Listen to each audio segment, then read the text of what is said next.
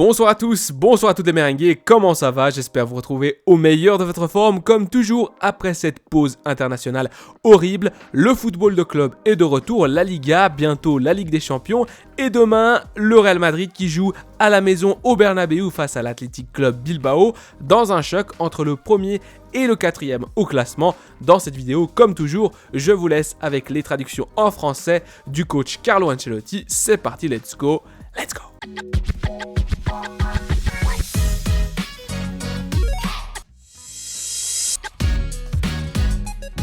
Question numéro 1, comment va l'équipe après la pause? Comment vont les internationaux avant ce choc entre le Real Madrid et une équipe difficile, l'Athletic Club Bilbao, qui occupe actuellement la 4e place, qualificative pour la Ligue des Champions? Carlo répond, l'équipe va bien, je pense que ceux qui sont revenus de l'équipe nationale ont bien récupéré. Nous avons eu un petit problème avec Camavinga qui s'est entraîné normalement aujourd'hui. Je pense donc que nous nous sentons bien pour le match de demain. Nous devons également garder à l'esprit que nous jouons contre une équipe qui se porte très bien, une équipe qui joue avec beaucoup d'intensité. L'Athletic Club a réalisé une excellente saison, ils se battent pour la Ligue des Champions. C'est une équipe avec beaucoup de qualité, tant sur le plan individuel que sur le plan organisationnel. C'est donc un match important, mais nous arrivons avec toute la confiance du monde. Je pense que l'équipe se trouve bien en ce moment, les joueurs sont en forme. Militao sera de retour demain. Ce qui est la nouvelle la plus importante. Il sera disponible, il s'est bien entraîné. Il est évident qu'il n'est pas à 100% parce qu'il n'a pas joué au football, mais il s'est très bien remis de sa blessure. Il s'était blessé contre l'Athletic Club au match aller, au niveau du championnat, et il est de retour contre l'Athletic Club au match retour. C'est une très bonne nouvelle pour nous. Nous avons eu la malchance de voir Courtois se blesser pendant cette pause, mais il sera bientôt de retour. Question numéro 2, l'autre jour au Bernabéu, le match amical entre l'Espagne et le Brésil. Je ne sais pas ce que vous en avez pensé. Vous avez aussi pu voir le joueur qui sera là dans quelques mois, Endrick. Et vous avez aussi pu voir, je ne sais pas si vous avez pu voir cela, Vinicius Junior s'effondrer en larmes. C'est une image qui a fait le tour du monde et je ne sais pas ce que vous en avez pensé. Carlo qui répond, quelle image ?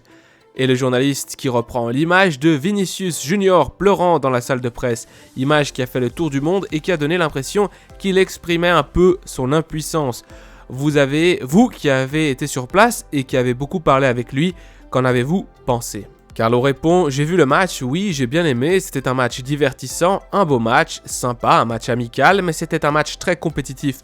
J'ai aimé, j'ai apprécié cette rencontre. Alors pour Vinicius, il est évident que c'est une question très importante pour lui, il prend cela très au sérieux, c'est ce que nous devons tous faire, prendre cela très au sérieux.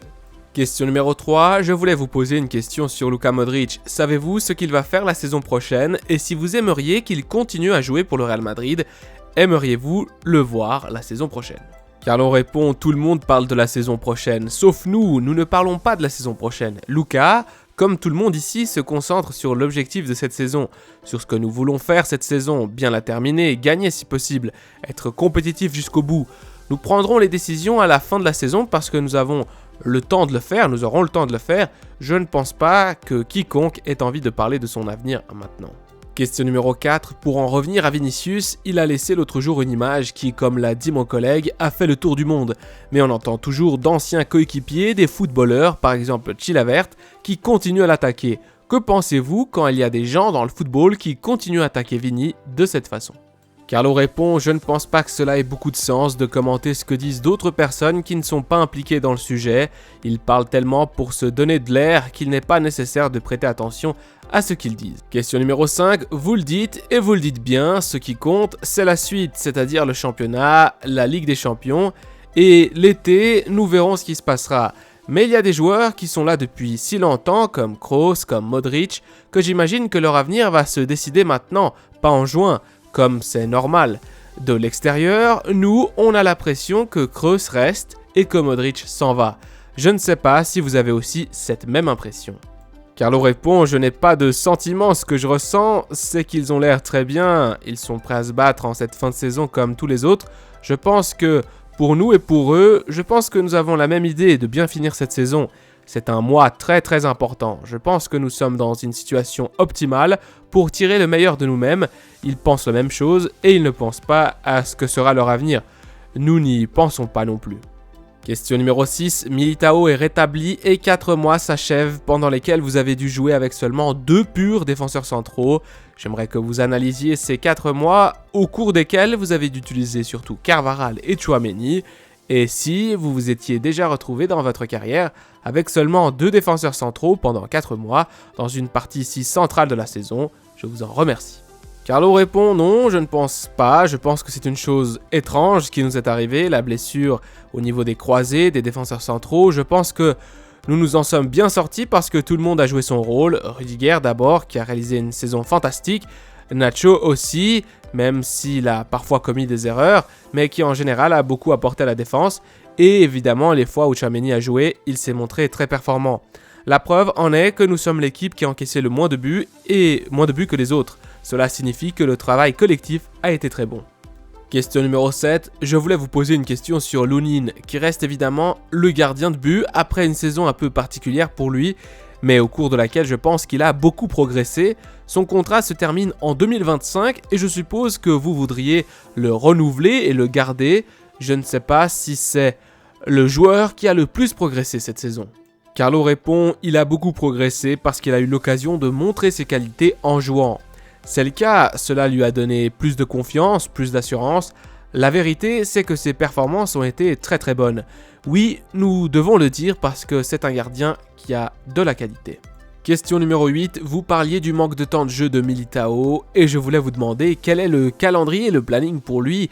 Est-ce qu'il va être appelé, mais quand il reviendra sur la pelouse, sur le terrain, quel est le planning pour lui, pour les matchs importants qui restent dans la saison? Comment va-t-il jouer? Je vous en remercie. Ancelotti répond, il faut voir match par match, car il se peut que demain, je lui donne des minutes.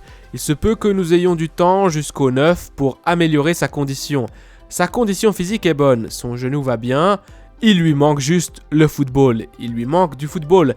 Il a besoin de se réhabituer à jouer sur un grand terrain, à jouer avec tous ses coéquipiers.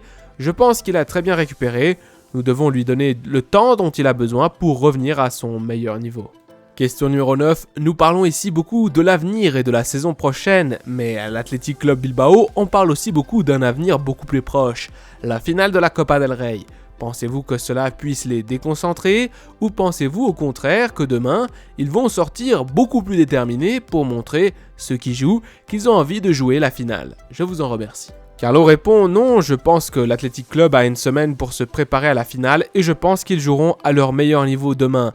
Parce que l'objectif est aussi celui de se qualifier pour la Ligue des Champions et c'est très important pour eux. Nous ne pensons donc pas qu'ils pensent à cette finale. Ce à quoi ils pensent, c'est venir au Bernabéu et essayer de marquer des points. Question numéro 10 les amis, avec Militao, il est évident qu'on ne peut pas exiger qu'il commence le match contre City.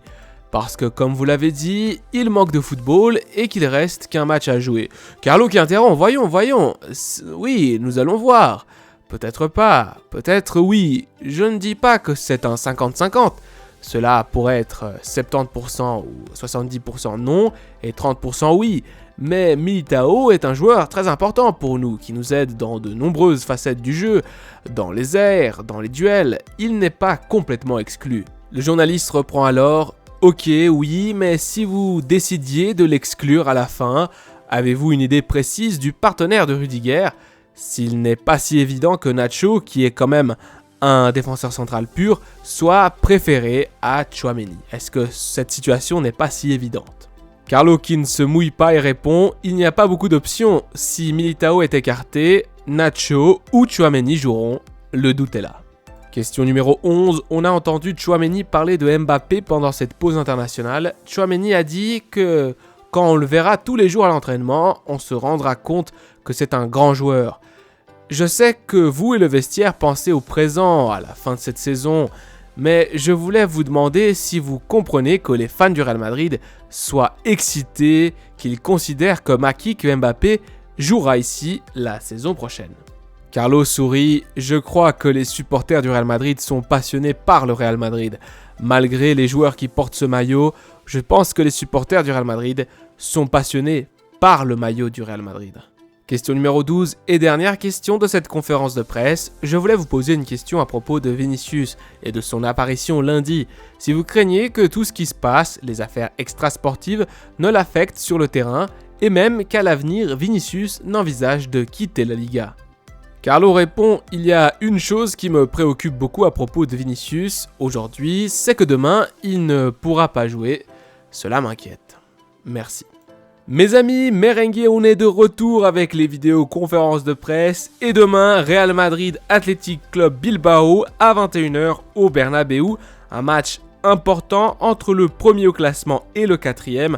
Un Real Madrid qui doit continuer de pousser pour essayer de remporter cette Liga le plus rapidement possible. Ça fait plaisir d'avoir le football de club qui est de retour. On va avoir une bonne rencontre entre deux équipes, j'espère évidemment voir un beau spectacle. Demain également, d'autres matchs très intéressants. On a notamment un Manchester City Arsenal plus tôt dans l'après-midi. Donc le football de club qui revient et ça fait plaisir.